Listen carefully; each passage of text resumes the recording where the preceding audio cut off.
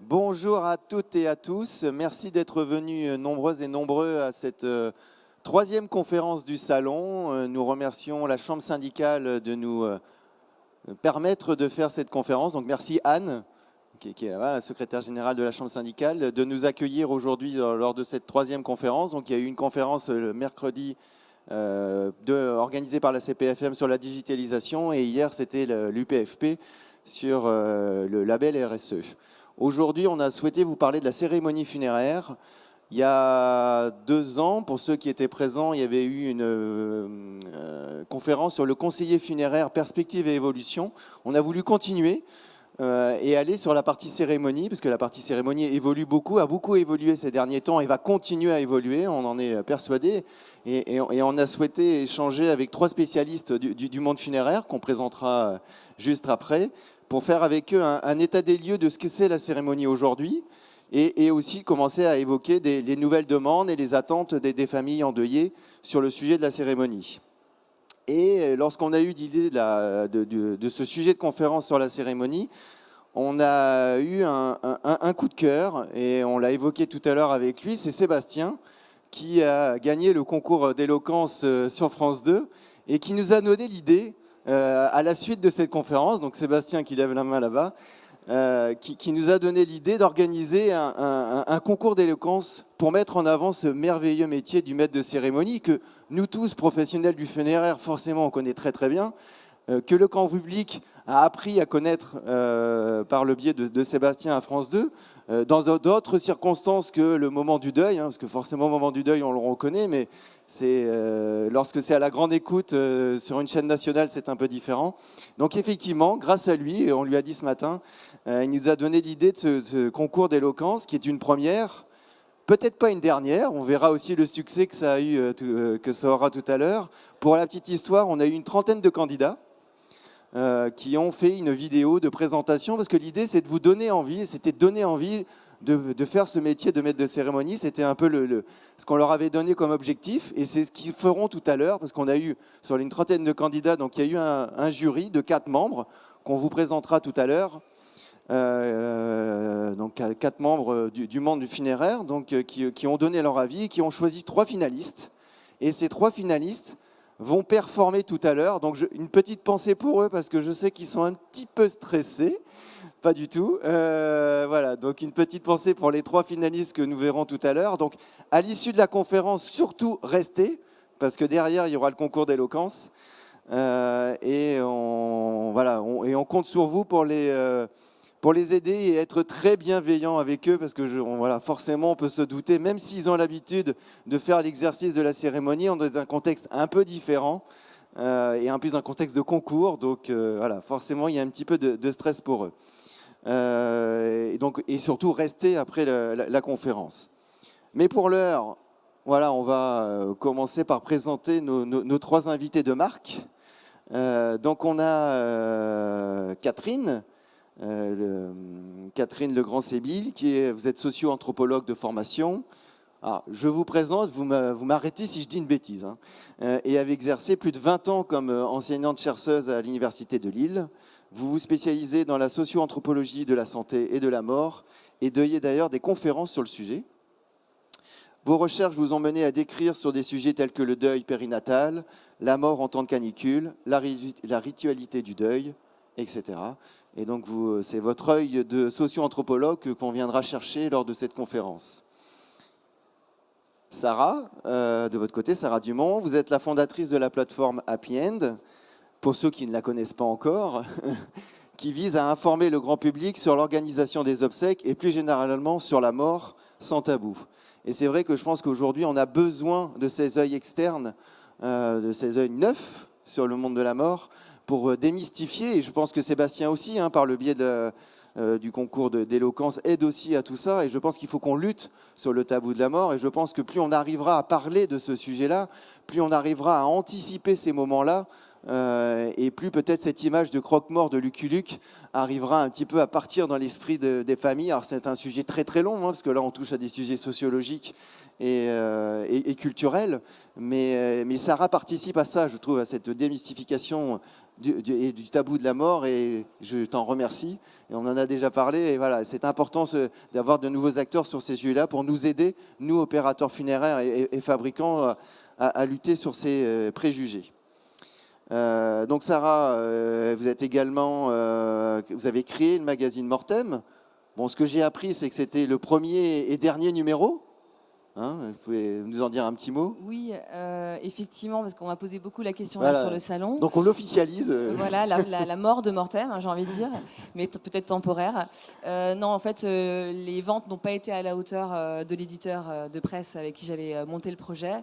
Et donc, du coup, il n'y aura pas de numéro 2, mais après, peut-être que Happy End, un jour, aura son magazine. Donc voilà, c'est peut-être une autre histoire qui naîtra derrière. C'est mourir pour mieux rebondir. Et vous avez aussi écrit un livre, hein, sur un enterrement comme je veux, qui a été réédité, ou qui a été voilà, édité chez Erol, qui se veut le premier guide pratique des obsèques civiles. Et enfin François Missionnaire, vous êtes le fondateur et ancien directeur général de la SEM des services funéraires de la ville de Paris. Vous avez officié pendant 20 ans. Vous êtes également membre titulaire du CNOF. Hein, pour ceux qui ne le savent pas, c'est le Comité national des opérations funéraires. Et vous êtes également l'auteur de 3 ouvrages sur les cimetières, La Révolution rituelle et La Révolution de la mort, et participez régulièrement à des ouvrages collaboratifs. Donc je vous remercie tous les 3 d'avoir accepté notre invitation à parler de la cérémonie. Et je sais que vous l'avez fait avec beaucoup de joie, hein, et beaucoup d'envie. Ça a été un grand oui très vite, donc on vous remercie. Et puis pour commencer la table ronde et rentrer dans le vif du sujet, moi je vais vous poser une question très simple, mais à la fois peut-être compliquée à répondre, mais la question est très simple, c'est quels sont pour vous les éléments d'une cérémonie funéraire réussie? Et comment peut-on dire qu'une cérémonie est réussie? Ah, il n'y a pas d'ordre, hein, chacun... Voilà, allez-y François. Vous m'entendez malgré le masque? J'avais un peu la crève ces derniers temps. C'était pas la Covid, mais je préférais quand même garder le masque. Donc, alors, qu'est-ce qu'une cérémonie réussie? Je vais répondre par qu'est-ce qui n'est pas une cérémonie réussie? D'abord, c'est pas une cérémonie pompeuse. Hein, une cérémonie réussie, c'est celle qui peut aider les endeuillés. Point. C'est le seul critère, je pense, qu'on peut prendre en compte. Je discutais avec un ami dernièrement qui est un peu plus âgé que moi, qui a perdu ses 2 fils. Il avait 2 enfants, il a perdu ses 2 fils dernièrement, dont le dernier est d'un cancer pendant la période de Covid. Donc vous voyez comment étaient les cérémonies pendant ce moment-là. Il était dévasté. Et il était tellement mal de ne pas avoir vécu une vraie cérémonie qu'il était il travaille actuellement sur une trame de cérémonie pour que au moins les gens ne soient pas avec rien. Donc une cérémonie réussie, c'est celle qui permet d'enclencher le travail de deuil. Il ne faut pas oublier que la cérémonie d'obsèques, c'est le dernier moment solidaire avant un cheminement extrêmement solitaire dans le monde moderne sur le chemin du deuil. Donc c'est un moment où on peut déclencher des choses. Et donc déclencher les choses, ça veut dire quoi? Ça ne veut pas dire uniquement faire pleurer les gens. C'est très facile de faire pleurer les gens. Hein. La musique que le défunt aimait, des photos avec les petits-enfants, le panier à champignons du grand-père, tout le monde pleure. Mais ça n'a aucun sens. Le sens, comment on va le donner? On va le donner avec beaucoup de professionnalisme, en ramassant tout ça, en donnant du sens. On en reparlera sans doute un petit peu après. Mais en tout cas, il faut donner quelque chose. Et c'est difficile parce que très souvent, les gens ne savent pas ce que c'est qu'une cérémonie funéraire, hein, le civil surtout. Ils n'ont pas d'idée. Et souvent, ils ont une demande de rien. Bon, il n'était pas croyant, ni fleur ni couronne. Voilà, qu'est-ce qu'on va faire? Eh bien, notre devoir, les gens ne sont pas experts en cérémonie. Nous sommes censés l'être. Nous devons l'être. Et donc, c'est à nous de proposer quelque chose. Et pas uniquement écouter, d'ailleurs, la personne ayant qualité à pourvoir aux funérailles qui va faire le devis et organiser, parce que souvent, dans une salle comme ça, devant une assemblée, eh ben, le petit monsieur qui est tout là-bas au fond, qui joue à la belote tous les après-midi avec le défunt, il a peut-être plus de peine que la personne qui a organisé les obsèques et qui est devant ici. Donc une cérémonie, ça doit répondre, enfin ça doit concerner tout le monde et pas uniquement la personne qui organise les obsèques. Il faut toujours avoir ça en tête. Et il y a une chose en tout cas qui est affreuse, c'est le rien. Hein, le direct hôpital-cimetière, par exemple, quand il y a inhumation, dans un crématorium, au moins, il y a une salle. Quand il y a inhumation, ben, souvent, on peut avoir ce tragique direct hôpital-cimetière. Et ça, il faut à tout prix l'éviter. Il faut arriver à faire comprendre qu'il faut faire quelque chose. Voilà. Merci François. Sarah, peut-être sur les nouveaux besoins, les attentes des familles et des proches endeuillés, qu'est-ce que tu peux nous en... Comment toi tu perçois les choses? Oui, effectivement, avec la baisse des valeurs religieuses, on voit que les besoins évoluent. Aujourd'hui, il y a un tiers de cérémonies civiles, 40% de crémation. Et forcément, on voit que les familles sont face à un vide symbolique. Finalement, elles sont effectivement dépourvues parfois d'idées. Elles ont vraiment besoin, justement, je trouve, d'être accompagnées. Et elles manifestent de plus en plus, à mon sens, le besoin d'être acteurs, co-acteurs de la cérémonie. Et on voit que, en tout cas, d'être acteur, une étude du Crédoc l'a montré, que 72% des personnes qui avaient participé activement à la cérémonie, alors ça peut passer par la création d'un diaporama photo, par le choix de la bande sonore, par la création d'origami comme geste de défunt sur le cercueil, avaient ressenti un impact positif sur leur deuil. Et donc je pense que là, de ce fait, avec l'augmentation des cérémonies civiles, c'est que les professionnels du funéraire doivent vraiment se mettre en co-créateur et effectivement aider la famille à faire émerger des idées. Et parfois, ce qu'on voit beaucoup, c'est les familles disent mais ça ne se fait pas, elles n'osent pas en fait, elles n'osent pas s'affranchir des codes. Et je pense que vraiment le rôle là des pompes funèbres, c'est de rassurer en fait, de dire mais en fait ce qui est important, c'est que vous vous écoutiez et surtout de s'intéresser à qui était ce défunt, quelle était son histoire, quelles étaient ses passions, quel métier il a fait. Enfin voilà, et je pense que tout ça, ça demande beaucoup de temps. Donc je pense que les familles ont besoin réellement de temps pour laisser émerger leurs envies, leurs besoins. Et aussi, ce que je peux constater, alors peut-être parce qu'on s'appelle Happy End et qu'on vient vers nous pour ça, mais ce que je ressens aussi, c'est que de plus en plus, les familles disent « Moi, je veux célébrer sa vie. C'était quelqu'un de joyeux, c'était quelqu'un qui aimait la vie et qui adorait la samba, ou un ado qui est mort et qui adorait faire la fête. » Et finalement, ils vont vers des choses qui vont leur rappeler cette personne-là et du coup, effectivement, peut-être créer des choses qu'on ne voyait pas avant, comme danser dans un crématorium ou sous une tonnelle au cimetière pour un ado. On sent vraiment ce besoin de célébrer la vie de celui qui part et pas seulement le pleurer, en fait. Catherine, votre regard de socio-anthropologue sur cette dimension de cérémonie réussie? Alors, ce serait d'abord pour dire, et mes collègues anthropologues qui travaillent pour la majorité d'entre eux sur des sociétés lointaines, je crois diraient la même chose que moi qui travaille sur l'ici et maintenant, mais depuis 30 ans, je travaille sur la place de la mort dans notre société. Ce qu'il faut, c'est rassembler pour célébrer. Et ça implique que d'autres, que les plus proches marqués par le chagrin, s'en occupent. Et ce qu'il faut aussi, c'est rassembler au-delà d'un cercle restreint. Solliciter les différentes assemblées communautés auxquelles le défunt a appartenu tout au long de sa vie. Et je dirais que c'est une dimension tout à fait essentielle parce que d'autres collègues qui travaillent aussi sur la mort dans notre Europe occidentale disent combien nous sommes arrivés à une sorte d'intimisation de la mort. Je dirais que c'est tout à fait ce que le Covid a provoqué, c'est-à-dire les quelques-uns, moins de 10, qui devraient être les plus proches et l'étaient probablement, et pas tous les autres. Et les obsèques, c'est vraiment fait pour l'ensemble de ceux qui vont pouvoir rendre hommage, vont pouvoir participer à l'évocation de ce défunt et de ce que fut sa vie.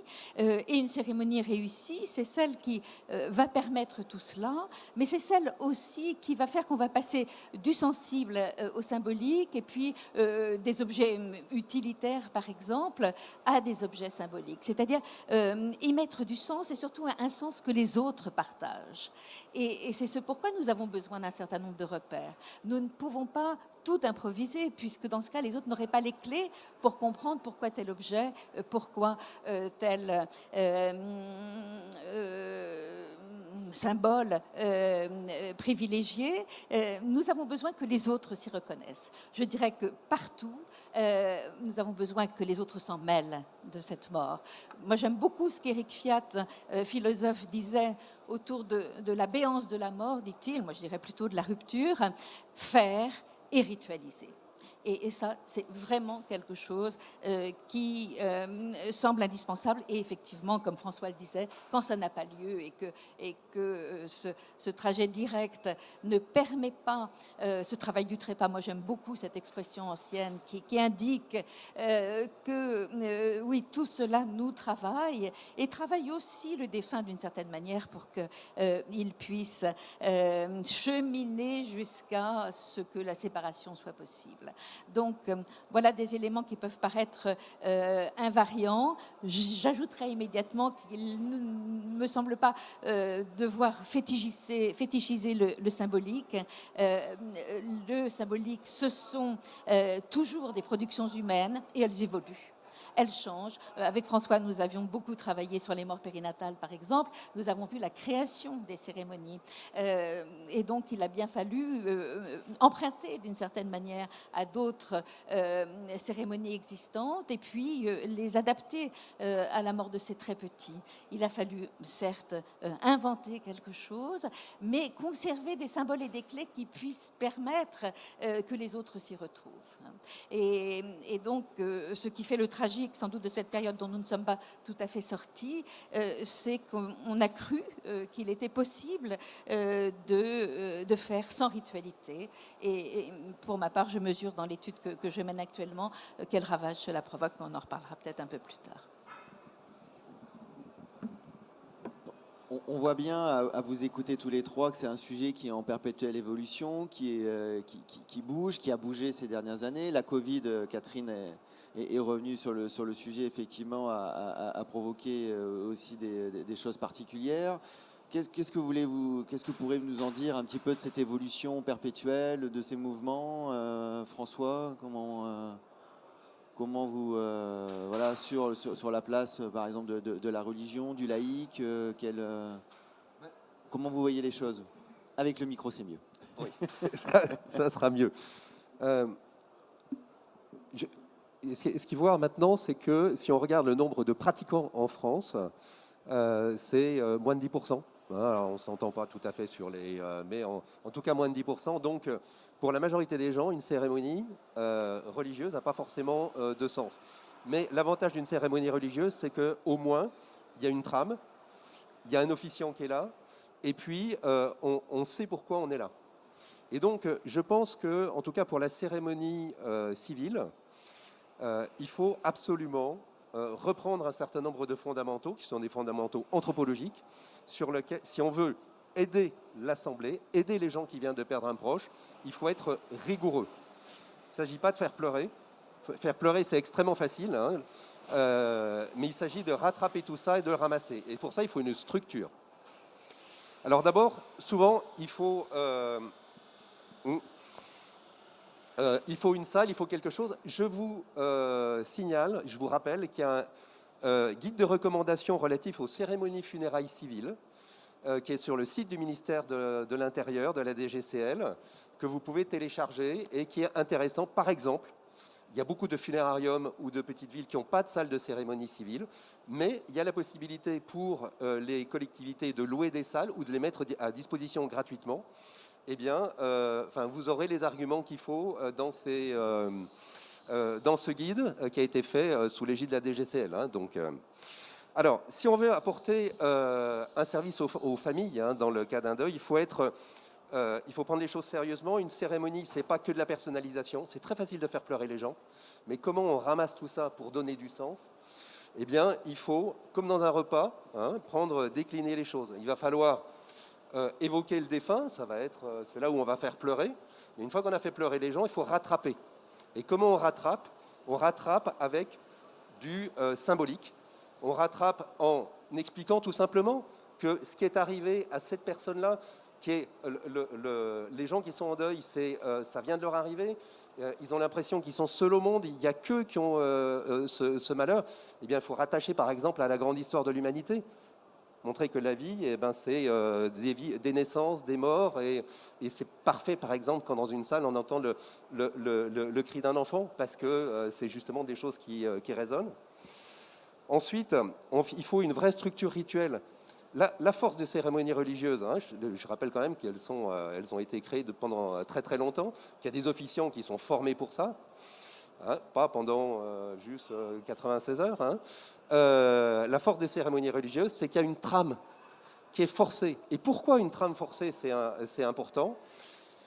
Parce que si je suis obligé de faire comme plein de gens ont fait ça avant moi, ça signifie que s'ils s'en sont sortis, moi aussi je vais pouvoir m'en sortir.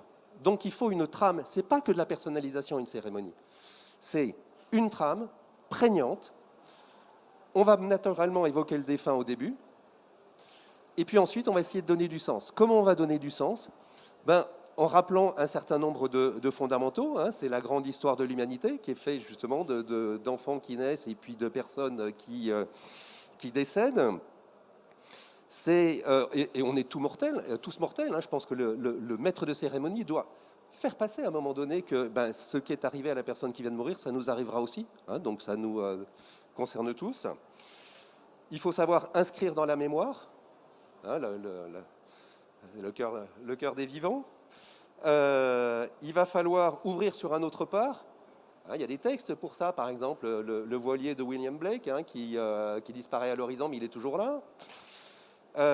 Il va falloir faire allusion au grand cycle de l'humanité. Et puis, donc, une cérémonie, si on veut que ça aide, il faut qu'elle soit ritualisée, qu'il y ait une trame qui soit obligatoire, parce que si je suis obligé de vivre ce que tant d'autres ont vécu et qui s'en sont sortis, alors je pourrai m'en sortir. Donc c'est important de ne pas faire que de l'improvisation, que se faire plaisir avec de la personnalisation, mais aussi une trame.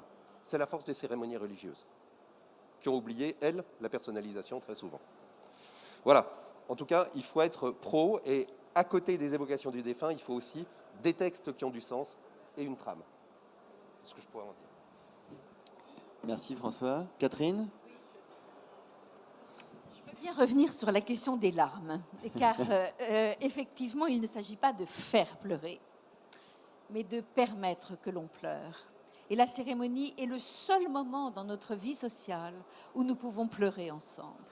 Mais effectivement, il y a à penser la cérémonie pour que nous ne nous perdions pas dans ce chagrin, mais que nous puissions l'exprimer, que là, il ne soit pas censuré. Pensez que nulle part, nous ne pouvons pleurer nos morts sans que les gens, par exemple, s'en inquiètent excessivement. Alors que là, pendant la cérémonie, c'est possible.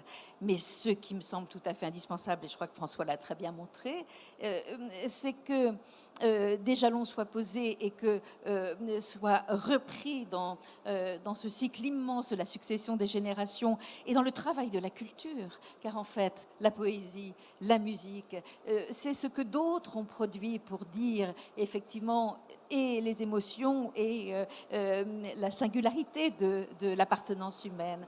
Car à la différence des animaux, effectivement, nous accompagnons nos cérémonies de tout un ensemble de gestes et de paroles, de mots qui viennent dire les multiples rattachements à la fois au passé et à cette succession de générations, mais aussi dans l'avenir. Et effectivement, j'aime beaucoup un cri ou un rire d'un enfant dans une assemblée, c'est extrêmement important. Et il y a à considérer que nous pouvons être dans la peine lorsque nous sommes les endeuillés, mais que nous ne sommes pas seuls avec notre chagrin, puisque justement, celui ou celle qui va officier lors de cette cérémonie connaît ce que c'est que de se rassembler pour célébrer et va pouvoir nous guider. Et ça exige effectivement d'être professionnel et ça ne veut pas dire être sans affect. Je crois que c'est très important que les maîtres de cérémonie aient réfléchi à ce qu'ils font des affects qui peuvent les submerger parfois et qu'on puisse revenir sur ce qui, par exemple, a particulièrement marqué lors d'une cérémonie. Moi qui ai beaucoup interrogé des professionnels du funéraire dans mes 30 ans de vie de chercheur, j'ai repéré combien ils étaient en fait touchés et par des détails et par, je pense à la légèreté d'un corps d'un bébé par exemple, cette absence de lourdeur et de poids, combien ça peut bouleverser à un moment. Voyez-vous, si on n'a pas pu reprendre ces moments-là dans le cadre d'une formation, dans le cadre de réunions collectives où nous nous parlons de ce que ça nous fait que ce métier-là, eh bien, tout ceci va être subi sans être transformé en puissance d'agir pour mieux aider ceux, effectivement, qui nous confient un des moments les plus essentiels de leur vie, c'est-à-dire organiser cette célébration pour un des leurs qui vient de nous quitter. Donc, ne pas s'effrayer des larmes, penser qu'elles sont importantes et penser que ce désir qu'a l'entourage de prendre un peu la main sur ce qui se passe est effectivement quelque chose de très repérable depuis les années 1980-1990. Nous l'avons vu avec François autour des morts périnatales. C'est lorsque les familles ont osé dire ce qu'elles souhaitaient et que les professionnels au même moment, d'une certaine façon, et c'est pour ça que ça a marché, c'est que se sont rencontrées des attentes sociales relativement similaires. Nous ne pouvons pas faire comme si rien ne s'était passé, faisons ensemble quelque chose, mais du côté des professionnels, aidons ces familles qui sont dans la peine à vivre ce moment et à ne pas regretter de l'avoir vécu. Merci Catherine. Sarah, ton éclairage, ton regard sur cette évolution, ton œil neuf, entre guillemets. Non, après, moi, je suis tout à fait d'accord avec François sur le respect d'une trame, notamment des moments de recueillement, enfin voilà, de donner aussi, parler de l'universalité. Enfin voilà, ça, il n'y a pas de souci. Après, je pense que ça n'empêche pas d'amener des ingrédients. Voilà, hein, là-dessus, on est raccord, on en a déjà parlé pas mal. Mais en tout cas, moi, ce que je peux dire, c'est que ce que je vois, en tout cas, fonctionner, des nouveaux modèles qui se mettent en place justement pour quand même répondre à cette fameuse construction d'une cérémonie civile, c'est que certaines entreprises de pompes funèbres, par exemple, vont prévoir, je pense au PFI de Grenoble, un poste dédié à l'organisation des cérémonies civiles. Donc vraiment pour apporter cet accompagnement, cette spécialisation, enfin voilà, une personne vraiment qui s'est intéressée au sujet. Ce que j'ai vu aussi, moi, en faisant mon stage, que je me suis formée comme conseillère funéraire à l'autre rive, c'est que finalement, la personne qui accueille la famille qui va rentrer dans la pompe funèbre, va être aussi l'interlocuteur qui va animer la cérémonie. Alors, je sais que ça se fait dans certaines pompes funèbres, mais loin d'être dans toutes les pompes funèbres. Et en fait, moi, j'ai vu que ça fonctionnait extrêmement bien parce que finalement, il y a un vrai lien de confiance qui se crée, que les personnes se parlent plusieurs fois au téléphone, que la famille, les petits-enfants, les enfants ont le temps de discuter entre eux. Et il y a des demandes qui vont émerger pendant les 6 jours peut-être qui vont se passer entre le moment où ils auront franchi la porte de la pompe funèbre et le moment où la cérémonie aura lieu. Et ça donne des cérémonies extrêmement...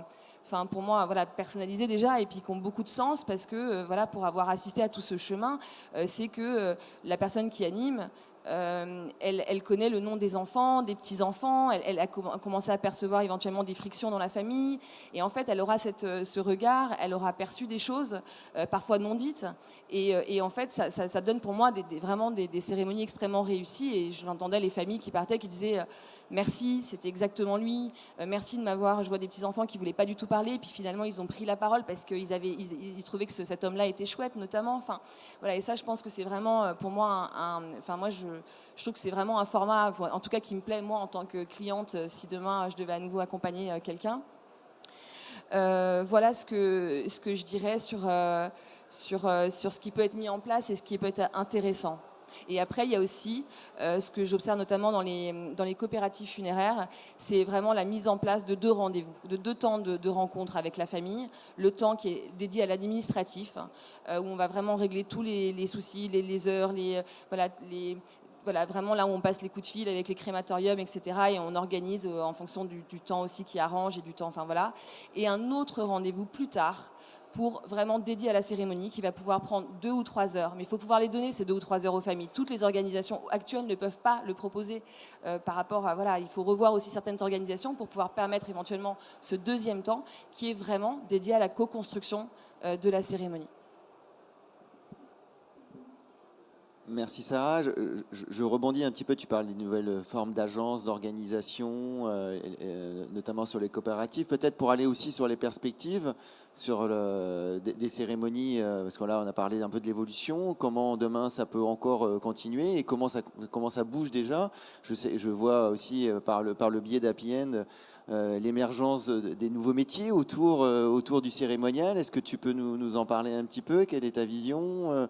Je sais que c'est quelque chose que tu mets en avant, voilà.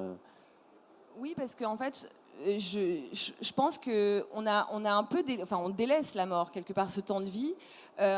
Jusqu'à présent, finalement, il n'y avait qu'une solution, c'était les pompes funèbres. Mais je veux dire, la naissance, elle s'accompagne de plein de façons, en fait. Il y a plein d'interlocuteurs pour accompagner aujourd'hui les naissances. Et en fait, la mort, on n'a pas assez pris soin en fait, de ce temps de vie, parce qu'on le redoute.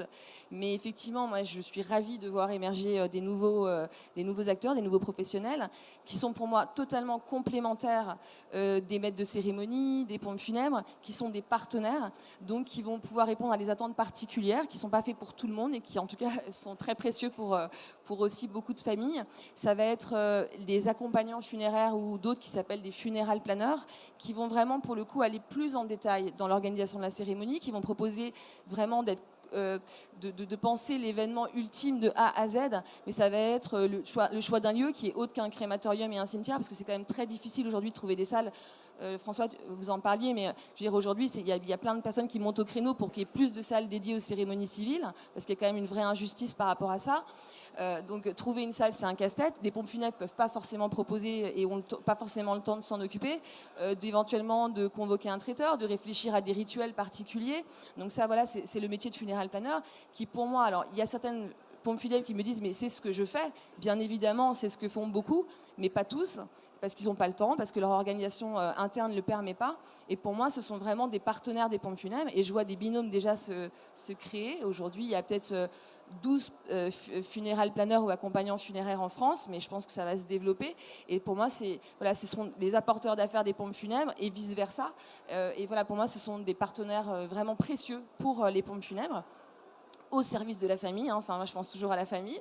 Et ensuite, les deuxièmes professions que je vois émerger, c'est le métier d'officiant laïque, comme on a pu le voir émerger il y a 15 ans par rapport au mariage civil, au baptême, qui arrive aujourd'hui pour les funérailles et qui d'ailleurs souhaitent parfois faire que des funérailles, parce que c'est là qu'ils ont envie de se placer et d'œuvrer. Et ces cérémoniants, la différence d'un maître de cérémonie, c'est qu'il a beaucoup plus de temps à accorder à la famille. Il va parler à différents membres de la famille. Il va les voir avant. Il va discuter avec eux. Il va avoir le temps de poser beaucoup de questions sur le défunt.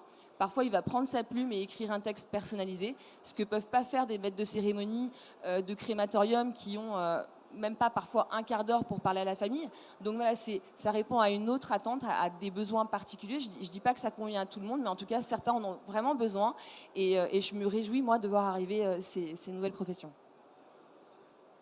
Merci Sarah. On parle un peu d'évolution, de transformation, de nouveaux métiers. Je sais qu'il y a un sujet qui vous tient à cœur, François, c'est la partie formation.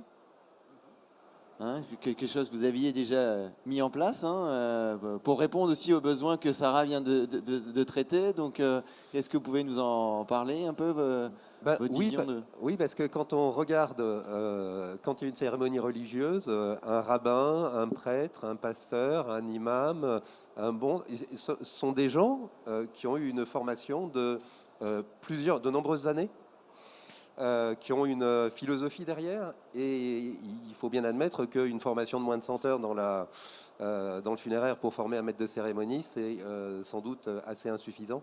En tout cas, c'est quelque chose pour lequel j'ai toujours milité, hein, qu'on a une formation. Le rôle du maître de cérémonie, c'est un rôle qui est extrêmement important. Donc, il faut être pro. Et être pro, et avec une sensibilité souvent différente de celle du conseiller funéraire. Le conseiller funéraire, c'est quelqu'un qui doit tout organiser pour ne rien louper. On n'a pas le droit à l'erreur. Le maître de cérémonie, il a un rôle complètement différent, qui est un rôle de représenter la société, avec un grand S, hein, pour que la mort particulière de la personne qui vient de décéder, eh bien, s'inscrive dans la grande histoire de l'humanité. Et donc, il doit être un peu à part. C'est le rôle d'un prêtre, d'un pasteur, d'un rabbin, etc., hein, quand il représente la collectivité humaine. Et être un bon maître de cérémonie, c'est pas forcément être éloquent. C'est important d'être éloquent, et vous allez avoir le concours tout à l'heure. Mais il y a une anthropologue qui est une docteure en anthropologie qui a travaillé avec moi, qui s'appelle Hélène Zwingenstein, hein, qui publie un article d'ailleurs tout de suite là sur différents maîtres de cérémonie et quels sont les plus performatifs. Les plus performatifs, ce ne sont pas forcément les plus éloquents, c'est ceux qui arrivent à donner du sens. Et pour ça, il faut savoir écouter les familles et puis faire vibrer un certain nombre de choses. Il faut avoir de l'écoute et être très pro. Hein. En Belgique, il y a des maisons de la laïcité. Il y a 60 maisons de la laïcité rien que dans la partie wallonne. Avec des maîtres de cérémonie qui sont formés.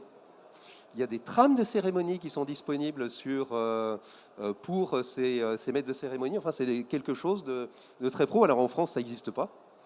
Parce que, mais en Belgique, on a considéré que toutes les religions étaient à égalité. Et comme ils ont un système qui date de l'ancien Concordat. Hein, donc, comme les religions sont subventionnées, la laïcité est subventionnée. Et donc, il y a les maisons de laïcité avec des gens qui sont formés pour faire des cérémonies. Je pense que...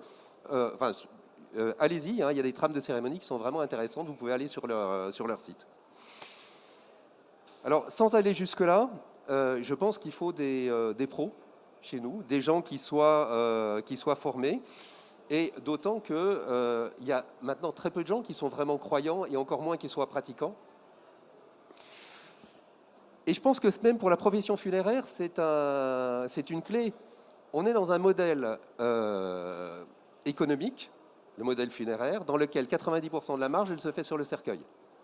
Hein, vous savez combien on achète un cercueil et combien on le vend. Vous ne faites pas de marge sur le personnel, vous ne faites pas de marge sur le corbillard, mais vous faites toute votre marge sur le cercueil. Or, on va avoir 90% et ses accessoires. Hein. Or, on va se trouver à un moment ou à un autre, il va y avoir une rupture. Ce n'est pas possible que ce modèle économique continue comme ça. Et donc, il va falloir se réinventer et il va falloir trouver comment valoriser cette profession, qui est une belle profession, qui est une noble profession, qui est indispensable. La profession funéraire sont des passeurs. Et c'est pour ça que la cérémonie est importante. Donc, la marge qui se fait sur le cercueil, sur du pur matériel, il va falloir la répartir sur la cérémonie et donc pour ça mettre aussi en valeur la cérémonie, mettre en valeur ce que vous pouvez apporter parce que, encore une fois, c'est ce que je vous disais tout à l'heure, c'est le dernier moment solidaire avant le cheminement très solitaire dans le deuil. Donc ce moment, c'est un moment clé, il faut être très pro. Il va falloir beaucoup travailler sur la cérémonie. C'est un investissement sur l'avenir et en même temps, c'est un très bel investissement humain. Vous avez vu tout le dégât qu'a pu faire la crise du Covid sur les cérémonies qui n'ont pas pu avoir lieu et des gens qui sont encore à ruminer des choses comme mon ami dont je vous parlais tout à l'heure. Voilà. François, tu fais une très belle transition. Je sais que Catherine, en préparant la conférence, on a parlé de l'impact de la Covid. Alors, vous l'avez dit tout à l'heure, hein, on n'est pas totalement sorti de cette période, mais on peut déjà faire quand même une première entre guillemets analyse ou des premiers éléments de situation par rapport à ce qu'on a vécu, par rapport à ce que les familles ont vécu. Et je sais que c'est un sujet qui vous tenait à cœur de l'exprimer. Donc je vous invite à nous parler de cet impact et des conséquences. Merci beaucoup de le permettre. Je crois vraiment que les professionnels du funéraire ont tout intérêt à faire le bilan, à reprendre cette période. Et justement, pour aller dans le sens de ce que viennent de dire et François et Sarah, parce que nous avons été d'une certaine manière confrontés à la nécessité de ne tenir compte que des gestes techniques, que des gestes hygiénistes et d'éliminer tout le reste.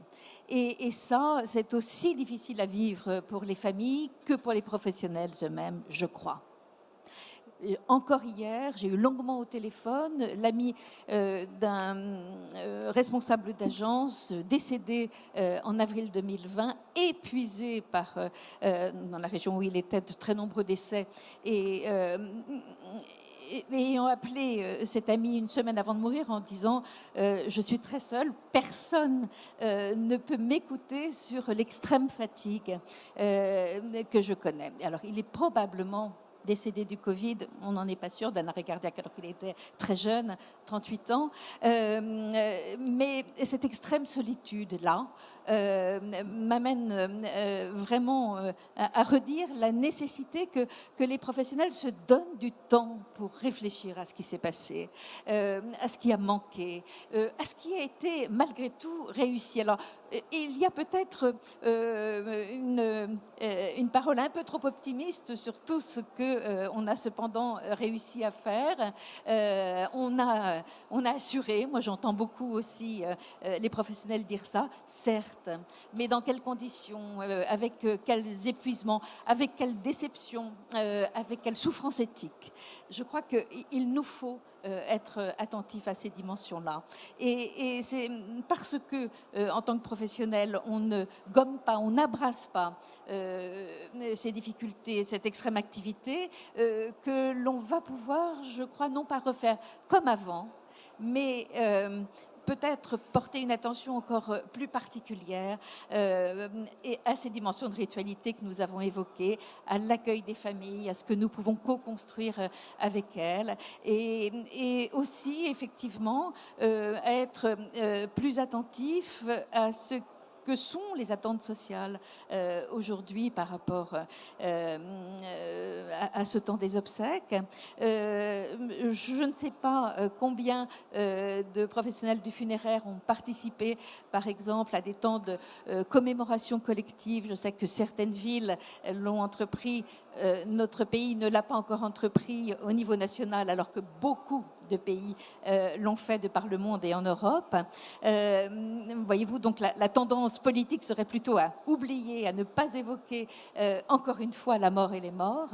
Il ne vous aura pas échappé, bien sûr, que les politiques n'ont pas beaucoup non plus évoqué l'immense travail du funéraire dans cette période. Et donc, on peut dire pas du tout même. Oui, voilà, pas du tout. Pas du tout. S'il n'y avait pas eu de bons articles dans une bonne presse régulièrement, eh bien, nous n'aurions pas eu connaissance de ce que vivaient les professionnels du funéraire pendant ces presque 2 ans.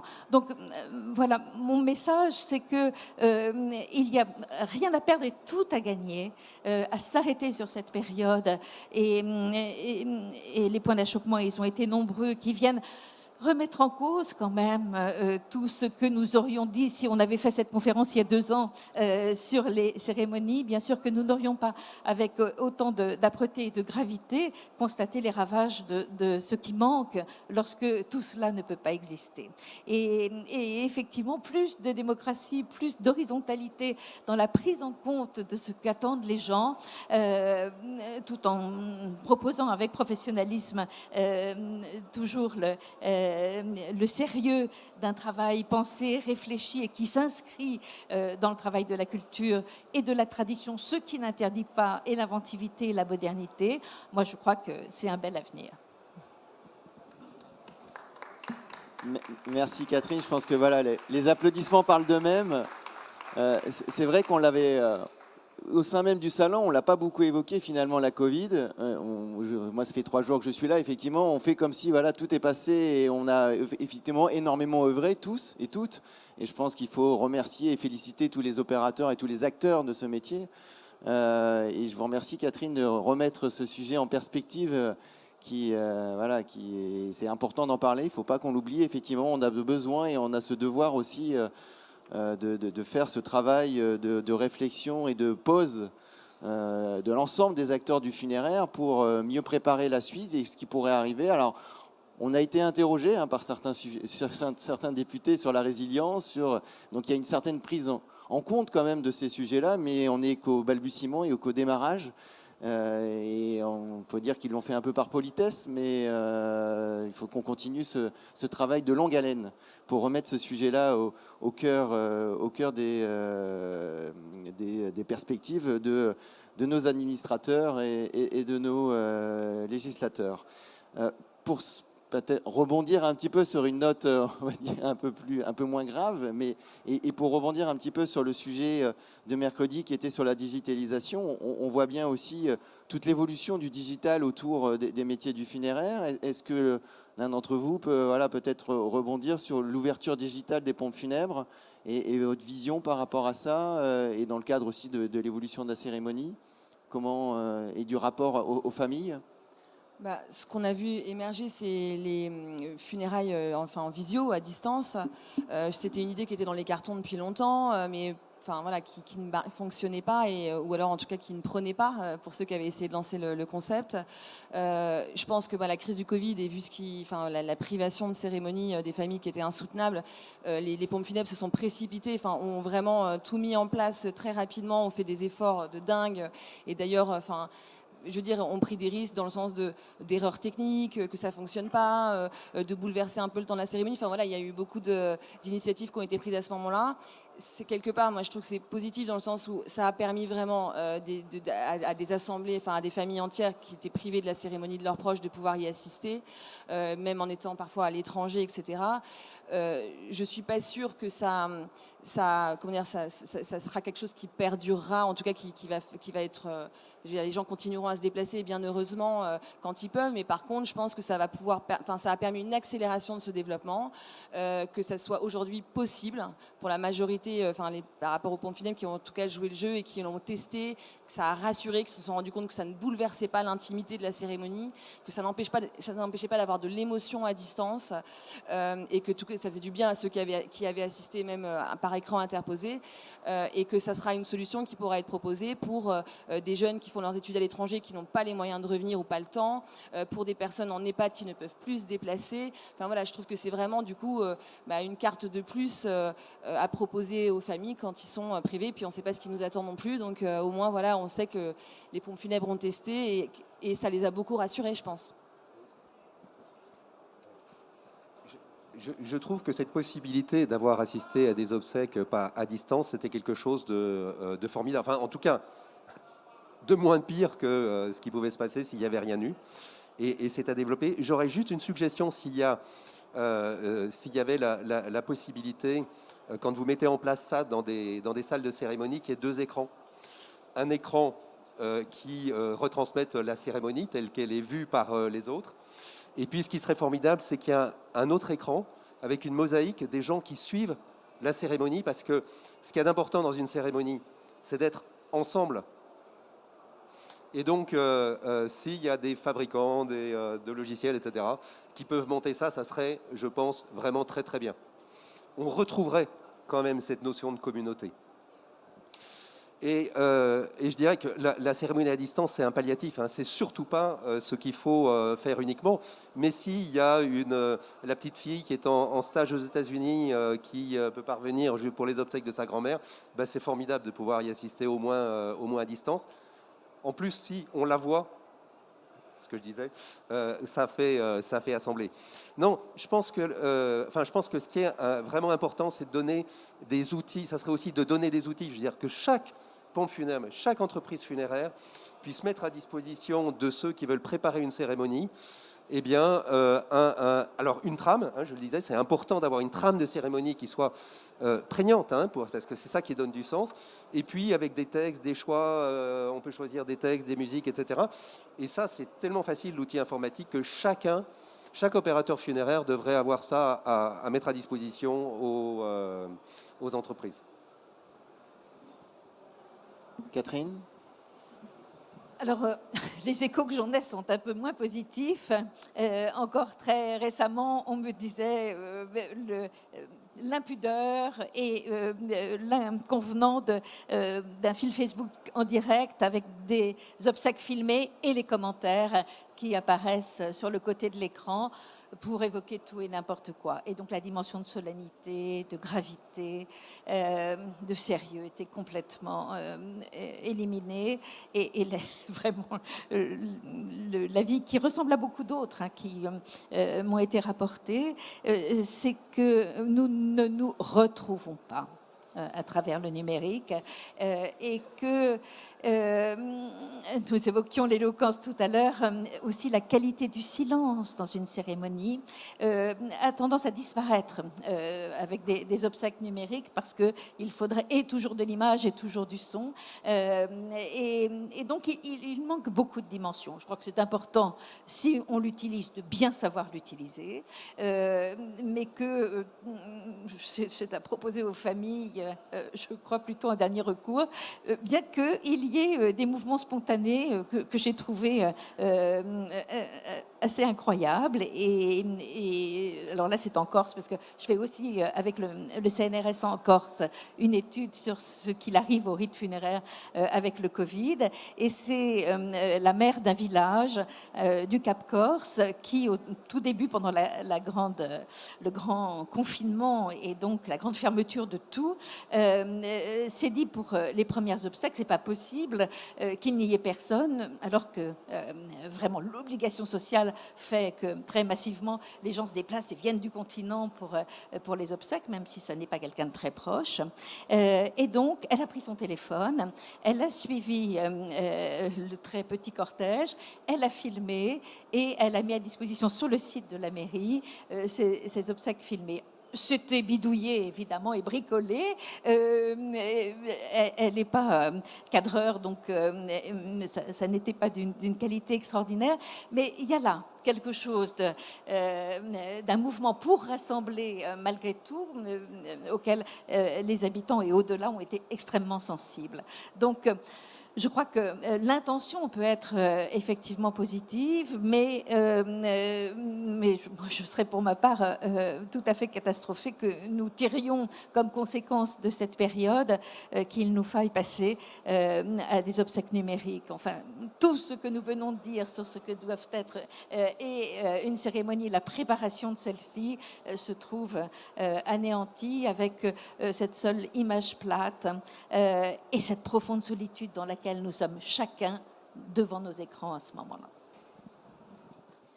Merci Catherine. Est-ce que Sarah ou François, vous voulez rajouter quelque chose avant la clôture? On a respecté le timing, je me tourne vers Camille, je pense qu'on n'est pas trop mal. Je voudrais vous remercier tous les trois.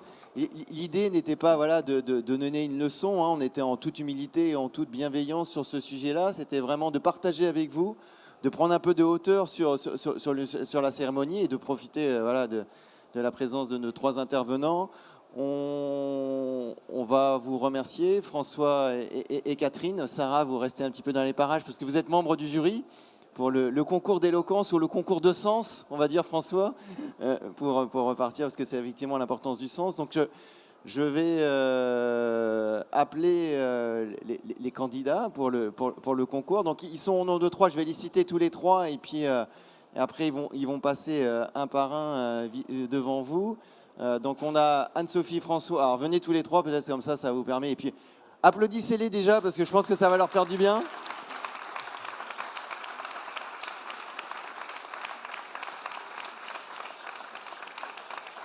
Merci à tous les trois de jouer le jeu. Merci à leur entreprise aussi, hein, de leur permettre d'être avec nous aujourd'hui. Je sais qu'ils sont, que tous les trois sont je veux dire, cornaqués par leur entreprise pour être les meilleurs possibles. Et tant mieux. Et nous on se félicite d'avoir ce succès-là. Donc Anne-Sophie François qui est en premier. Après, vous avez Virginie juste à côté, Virginie Coupé. Et vous avez Jérémy Duval tout à gauche. Donc ils vont tous les trois après passer l'un après l'autre. Pour les membres du jury, alors où est-ce que sont les membres ? Donc Sarah, ils sont au premier rang, d'accord. Mais Sarah, tu vas peut-être avec eux ? Je vais aller surtout derrière. Tu vas derrière, toi ? Parce que les jurys veulent vous voir, donc forcément, ce qui est mieux. Donc on a Sarah, que je ne présente plus. Il y a Sébastien. Hein, on ne pouvait pas faire sans Sébastien pour ce concours. Alors, Sébastien aurait bien aimé être candidat. Ah, ouais, moi je veux bien, mais non. Nous, on a préféré l'avoir en tant que membre du jury. Ça nous semblait pertinent. Steven, donc Steven Barr, qui est responsable de l'école de formation EFA. Et je ne pouvais pas faire sans Anne, donc Anne Tour, qui est l'organisatrice du salon et la secrétaire générale de la Chambre syndicale, qui sera la 4e membre du jury. Pour être totalement clair avec vous, vous allez être amené à l'issue des 3 présentations des candidats à voter. Donc tout le monde va voter, tout le public va voter. Hein. C'est vous qui allez élire le grand vainqueur de ce premier concours d'éloquence. Les membres du jury vont participer, mais vous aussi. L'idée, c'est vraiment d'avoir un vote collégial. Donc chacun pourra, à l'issue des 3 présentations, ça va être un système de QR code. Alors je pense que Camille, il y a des QR codes qui ont dû circuler en papier, donc il faudra au moment, on vous le réexpliquera à la fin, mais au moment du vote, on vous présentera le QR code qui permettra de voter et d'avoir en instantané le résultat et le grand vainqueur de son concours d'éloquence. Mais bon, on a 3 vainqueurs, je pense qu'il faut... Voilà. Et donc merci encore de les applaudir pour commencer. Je pense qu'ils en ont besoin, donc... Alors, il faut bien une première pour commencer. Anne-Sophie ? Bon, Virginie et Jérémy, je vous rappelle juste après. Camille ? Le micro ? Ah, c'est bon. Allez, Anne-Sophie, je vous laisse. Ils sont à vous. 8 ans. 8 ans au service des morts et des vivants. Mon métier est très peu connu pour un grand nombre de gens. D'autres le pensent seulement. Laissez-moi vous emporter en son cœur quelques instants. Non, je n'ai pas la tête de l'emploi et soit dit en passant, j'aime autant. J'ai également arrêté de croquer les orteils il y a bien longtemps. J'exerce toujours ma profession avec le sourire et parfois même des rires. Il faut savoir prendre du recul et certaines choses avec philosophie. D'ailleurs, les familles endeuillées sont sensibles à cette légèreté, car pour elles aussi, c'est une bonne thérapie. Le monde du funéraire n'est pas un milieu lugubre ou sombre. Et les femmes y ont clairement trouvé leur place. Malgré leur sensibilité, elles ont su montrer, prouver leur efficacité et leur dévotion, en apportant de la douceur et de l'empathie lors des cérémonies. Guider, soulager, rassurer, accompagner les proches et les défunts, être présente, tout en étant discrète. Voilà le b.a.-ba d'une mission parfaite. C'est un métier qui s'apprend avec le temps. Mon principal talent ? Aimer les gens. Me voilà investie dans un rôle important. Devoir prendre la parole avec une bonne diction devant une grande assemblée en mettant en application tout ce que j'ai acquis lors de ma formation. Des situations gênantes, j'en ai connu. Se tromper sur un nom, l'écorcher, ou juste le mauvais réflexe. Bon courage à vous. À bientôt. Au revoir. Mais on ne m'en a jamais tenu rigueur. Pourquoi ? Parce que je fais le métier le plus humain qu'il puisse exister. Tout est possible. Tout. Même devoir rendre un moment que l'on estime d'une tristesse absolue, merveilleusement beau. Maître de cérémonie, c'est une vraie vocation, avec ses aléas, ses surprises et ses innombrables émotions. Ce qui est le plus gratifiant, ce sont tous les retours et tous les remerciements. Me retrouver aujourd'hui dans un concours d'éloquence, est-ce un concours de circonstances ? Je ne sais pas. Ce que je sais, c'est que pour les familles, je ne serai jamais à court d'idées, ni à court de bienveillance. Vous devriez essayer. Nous ne sommes pas qu'un métier. Nous sommes une réelle présence.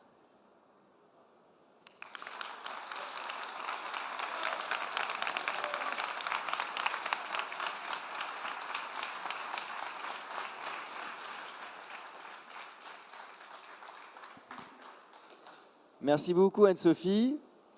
Je vais demander aux membres du jury, hein, on est comme à la télé, donc on va demander quelques réactions à chaud. Sarah, pour commencer, quelques mots. Hein, Oui.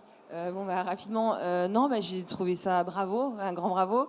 J'ai été très touchée par le message, de montrer aussi que c'était un métier tout en apprentissage. Enfin, sur le long cours, on en apprend tous les jours.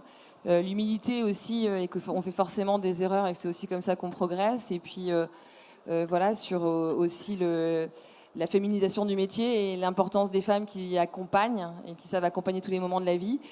Forcément, ça me parle. Et enfin, en termes de... j'ai trouvé qu'elle était vraiment... Elle nous emmenait avec elle, elle regardait... elle était avec nous dans le regard, dans le déplacement dans la salle. J'ai beaucoup aimé. Merci Sarah. Anne, quelques mots ? Ok. Écoute, Sarah a très bien déjà dit ce qu'il fallait dire. Alors moi, j'ai retenu le côté un peu féministe qui m'a bien plu. M'étonne pas. L'humour parfois un peu noir, mais qui justement était bon. Donc pour moi, elle est très convaincante. L'éloquence était au niveau, à la hauteur. Nouveau métier Tu as trouvé ton nouveau métier ? Par exemple. Voilà. Et puis et la gestuelle était bonne aussi. Donc non, voilà. Merci encore Anne-Sophie, bravo. Anne-Sophie.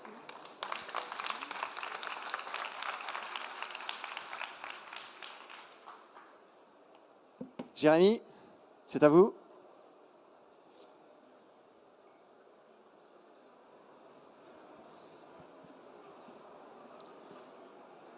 Le maître de cérémonie est en quelque sorte un prestidigitateur. Notre métier remonte à l'aube de l'humanité. Il est même à la racine de ce que signifie être humain. Nos ancêtres ont commencé par recouvrir de pierre le corps des défunts pour les protéger. Puis ils les ont habillés, les ont préparés, leur ont offert des objets. Ils ont ainsi entamé le prélude à toutes les cérémonies funéraires qui ont traversé l'histoire jusqu'à aujourd'hui. Oui, mesdames et messieurs, ce qui fait de nous d'authentiques êtres humains, c'est le soin que nous apportons à nos défunts, à leur corps et à leur mémoire. Et ce faisant, nous prenons soin des vivants, de ceux qui restent. Le maître de cérémonie accompagne ceux qui restent sur le seuil où leur défunt rejoint l'éternité. Et pour ce faire, nous nous tenons à leur écoute. Nous élaborons avec eux la cérémonie d'hommage avec des textes, des photos, de la musique, des gestes, du rite, du sens. Je disais, comme une blague, que le maître de cérémonie est comme un prestidigitateur parce que, à la suite de nos ancêtres, c'est nous qui avons la charge de soustraire le corps du défunt au regard de ses proches. Nous sommes là, avec les familles, pour le dernier adieu au visage, là pour fermer le cercueil, là pour inhumer ou au départ de la salle pour la mise à la flamme.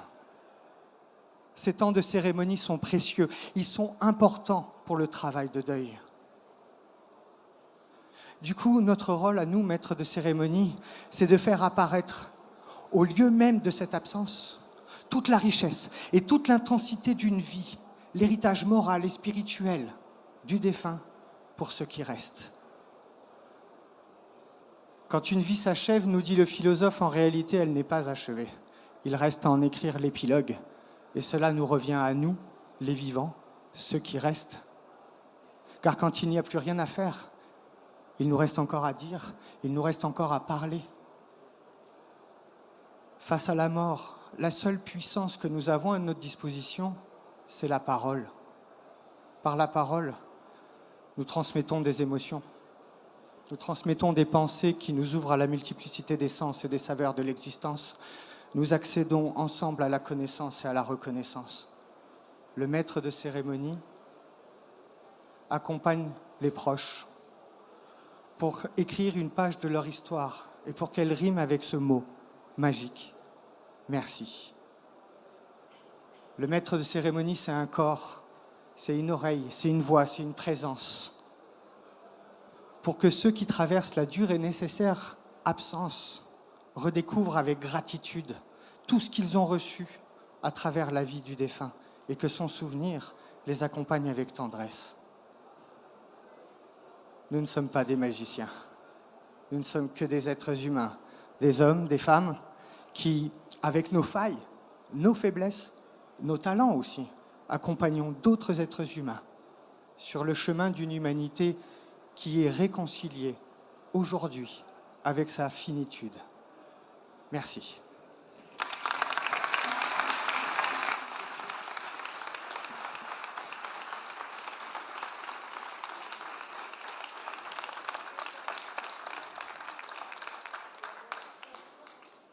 Merci beaucoup, Jérémy.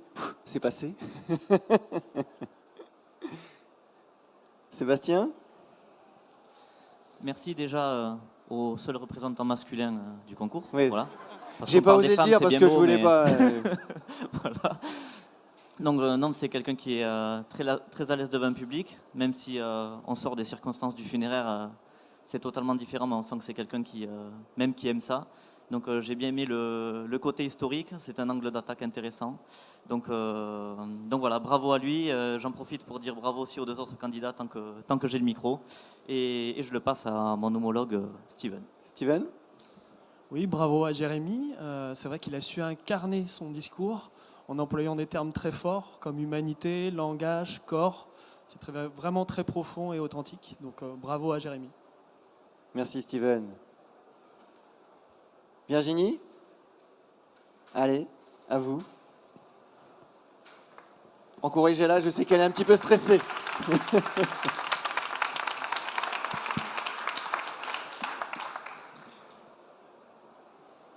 Mesdames, Messieurs,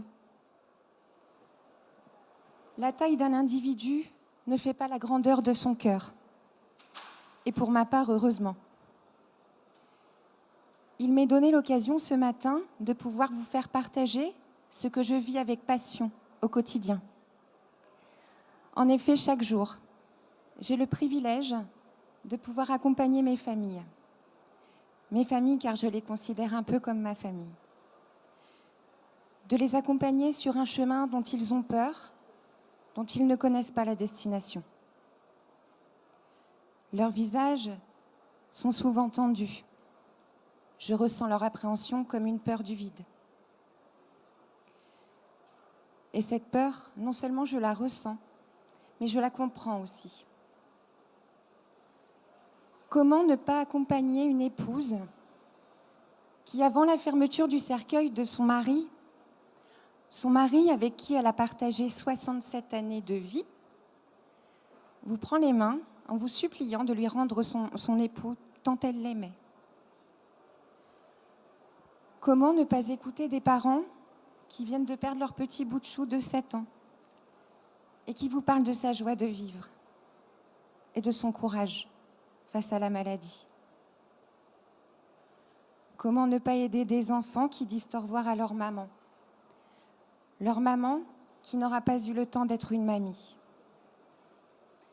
Des instants de vie si douloureux, si personnel, si intime. Eh bien, c'est avec beaucoup d'humilité, de bienveillance, de respect et de douceur que je leur prends la main et les emmène vers le chemin de la vie. Oui, la vie. La vie qui continue inexorablement. Et c'est à la vie que chaque jour, nous rendons hommage. La vie si fragile, mais si riche d'amour et d'enseignement.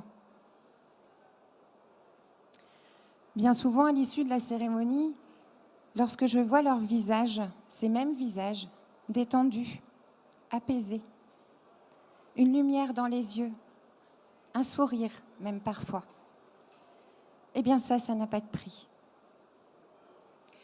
C'est pourquoi je tiens à remercier toutes ces familles qui, chaque jour, me font confiance, m'ouvrent leurs portes et m'enrichissent de toutes ces valeurs qui font de moi ce que je suis aujourd'hui.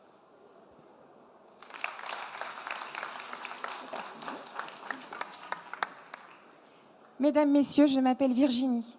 Je suis maître de cérémonie et mon métier me fait grandir tous les jours. Je vous remercie pour votre attention.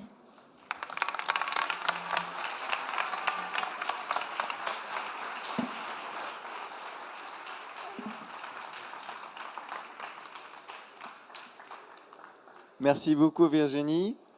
Sarah? Bravo Virginie, moi son texte m'a beaucoup touchée. Il y avait énormément de douceur et puis aussi voilà, cette gratitude vis-à-vis des familles qui finalement aussi aident à grandir et à s'élever voilà, de plein de façons. Voilà, j'ai été très touchée par son texte. Merci Sarah. Sébastien?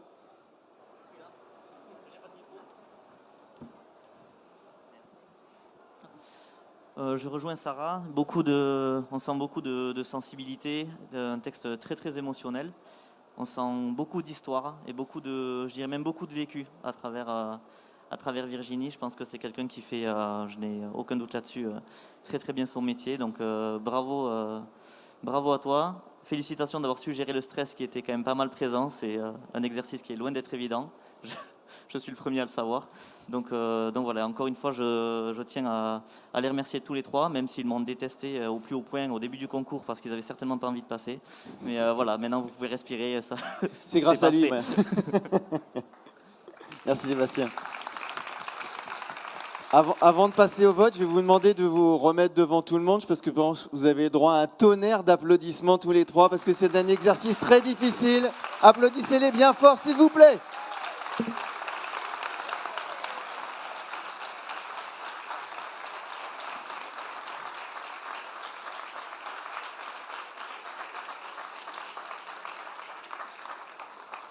Merci encore à tous les trois. Donc maintenant, vous avez le QR code qui est sur l'écran, qui a aussi été distribué. Donc on vous invite à voter. Prenez votre téléphone et puis...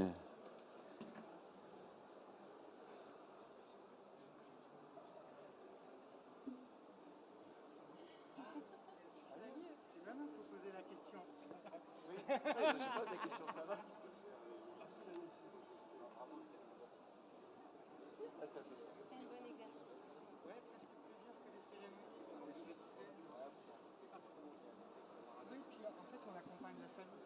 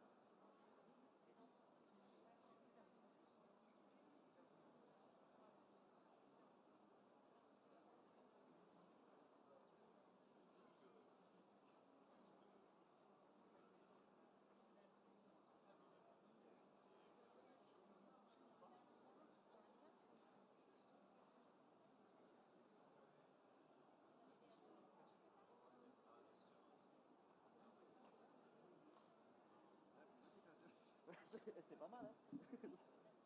Ça serait intéressant.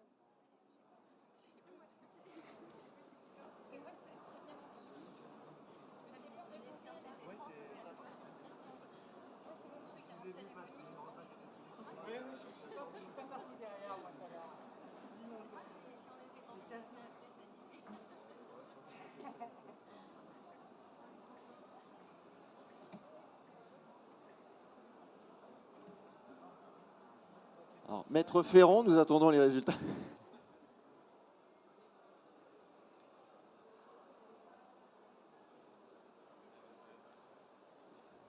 Est-ce que tout le monde a bien voté? Parce que nous allons bientôt clôturer.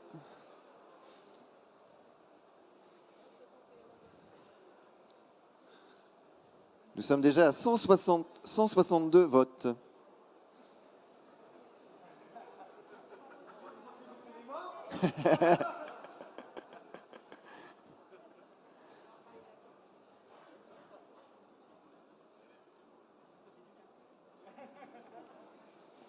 On clôture?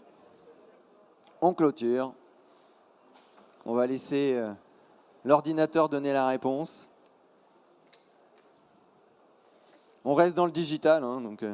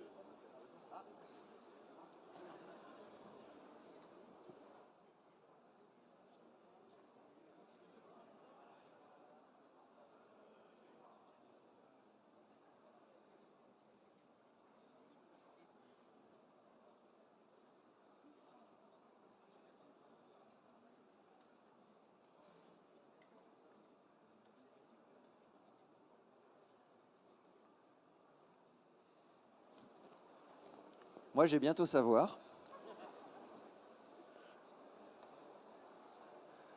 Alors, avant de donner le nom du vainqueur ou de la vainqueuse, je ne sais pas comment on dit, mais peu importe, je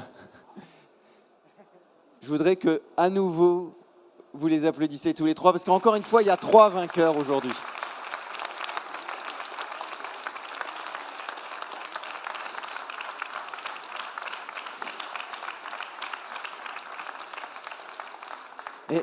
Et je vais rebondir sur ce que disait François tout à l'heure sur l'éloquence, et ce n'est pas effectivement qu'un concours d'éloquence, on a aussi une notion de sens très importante, et je pense qu'aujourd'hui c'est l'émotion qui a parlé, parce que celle qui a gagné, c'est une femme, donc du coup il y en a 2 qui sont stressés maintenant, bravo.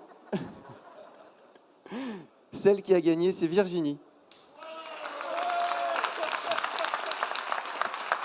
Bravo Virginie, félicitations.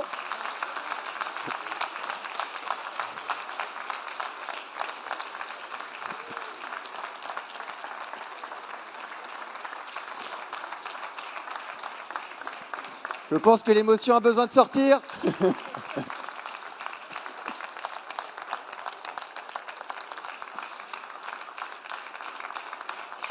Encore, encore.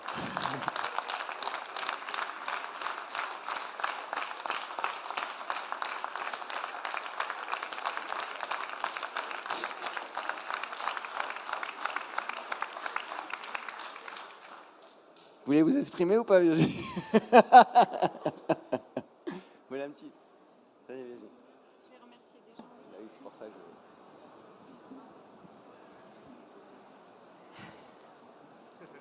Les mots me manquent pour le coup. Je tiens à remercier, à féliciter Anne-Sophie et Jérémy qui, je trouve, ont donné vraiment une perspective, une vision du métier. Et je trouve que les 3 se complétaient parce que c'est tellement ça. Et notre point commun, je crois que c'est de le faire avec notre cœur. On aime les gens. Moi, je voudrais remercier Simon. Je voudrais remercier toute mon équipe qui est là, qui m'ont soutenue, qui croient en moi. J'y serais pas arrivée sans vous. Et pour moi, l'essentiel ce matin, c'était pas tant de gagner, c'était de pouvoir vous faire partager. Parce que c'est ce que je vis au quotidien avec mes familles. Parfois, voilà, c'est dur à dire en mots. Ça se vit. C'est un lien qu'on crée avec les familles qui se vit. Et il est très difficile de pouvoir mettre des mots. Mais, enfin, voilà, je suis très émue. Vous avez pu remarquer. Et bravo Anne-Sophie et bravo Jérémy. Et je vous remercie.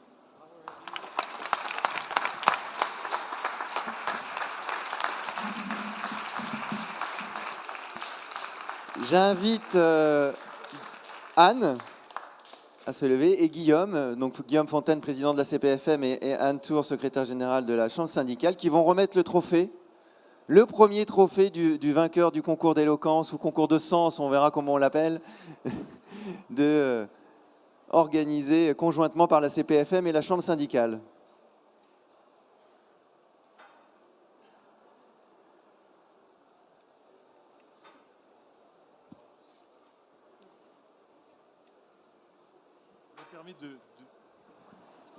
de dire quelques mots.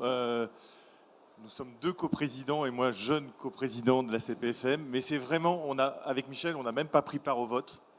Et on est vraiment très fiers, très fiers, parce que c'est, comme, je ne vais pas revenir sur le débat de cette conférence, mais c'est tellement important pour nous d'avoir des professionnels. Et vraiment, vous avez tous les trois, et vous avez justement donné une vision de notre profession qui est la bonne et qu'on a envie, nous, de porter, nous, CPFM, nous,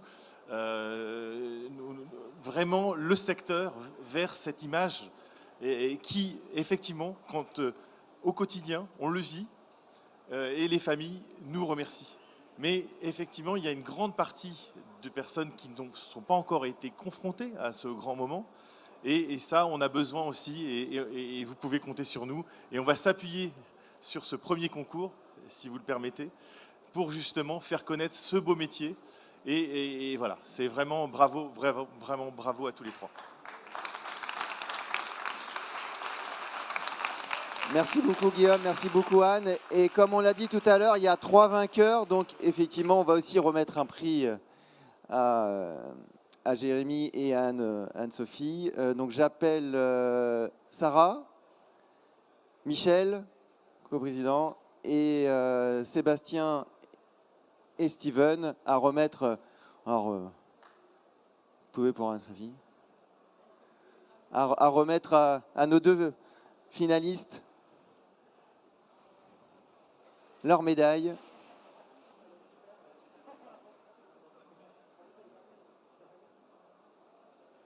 Je l'ai fait.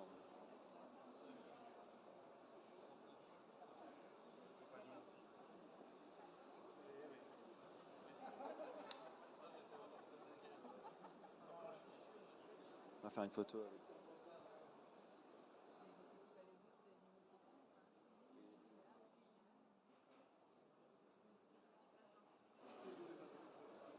Alors, je vous propose aussi de faire une photo avec tous les membres du jury, les coprésidents et bien sûr les 3 candidats.